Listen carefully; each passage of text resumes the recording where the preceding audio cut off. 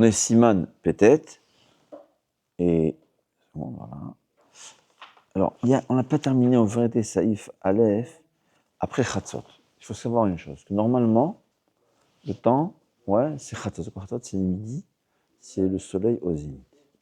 Mais quand même, Chachamim, ils ont dit que, puisque on peut faire des erreurs, surtout dans le temps où les murs, en fait, quelle base ils avaient dans le temps?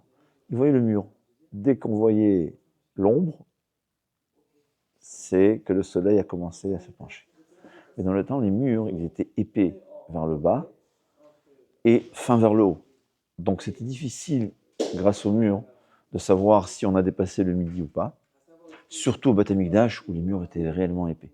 Parce que c'était très haut. Plus le mur était haut, plus il fallait que la base soit épaisse. Aujourd'hui, avec le béton, ça ne marche pas comme ça. Mais dans le temps, c'était comme ça. Donc c'était difficile de connaître le midi exactement. C'est pour ça que les Chachamim ont institué, on n'avait pas le droit de faire le sacrifice de Ben Arbaïm, de l'après-midi, seulement à midi et demi, une demi-heure après le midi solaire. Donc, est-ce que je peux faire Shacharit jusqu'à le midi et demi? Alors voilà. Mikaradin, majorité des poskim, mais c'est ce que le Rama définit, à partir de Chatzot, on ne peut plus faire Shacharit. Ah, Mincha aussi, je ne peux pas faire. Oui, parce qu'en vérité, à partir de Chatzot, c'est le moment de Mincha. La raison pour laquelle on ne fait pas Mincha, c'est parce qu'on veut éviter l'erreur. Donc, Chachamim ont institué qu'on ne peut pas faire Mincha seulement passer la demi-heure. Mais en réalité, arrivé midi, on ne peut plus faire Shacharit.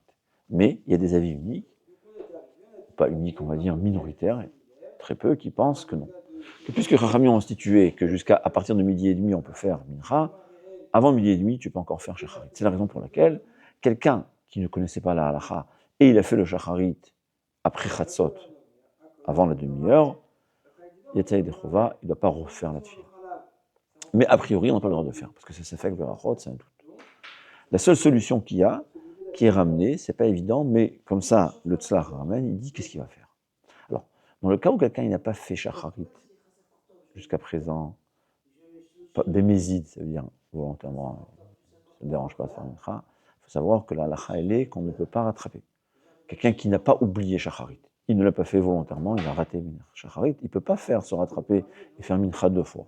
Mais quelqu'un qui a eu un oubli ou une erreur et il n'a pas fait Shacharit, il pourra se rattraper et faire Mincha 2 fois. Dans le cas où c'était un oubli, et arrivé midi, d'un coup il peut, il est occupé, ouais, ça peut être même une mitzvah, il est occupé de ses parents, de ses enfants malades à l'hôpital, ou je ne sais pas, ou il ne pouvait pas travailler, il devait travailler, il ne savait pas, il n'avait pas aucun moyen, coincé, arrivé midi, dit le tzlach, il a une solution, c'est qu'est-ce qu'il va faire? Il va faire la tefila Shmoneh Esrei, et dans cette terre, il fait condition.